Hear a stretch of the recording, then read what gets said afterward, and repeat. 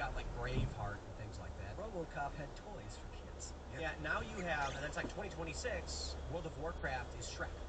Like it's the orcs, which are supposed to be gigantic brutish monsters, are bumbling around like, and then the character is going. And so what happens is the outlet for young men and their aggression is gone. Video protected. And it would direct them in a messaging or in a narrative. Now they don't have that, and so their outlet for aggression is these dark corners of the internet. So they're going to grow up, and instead of being aggressive as it pertains to competitive sports or something like this, they're going into politics. And in politics, the most aggressive stuff they're being fed is going to be this kind of stuff, and that's what you're gonna get. There's this character I'm trying to find out. It's in Warcraft. The chick is like it's a black girl, but she's an orc. But it's obviously like a black woman is what they're trying to do, and she's got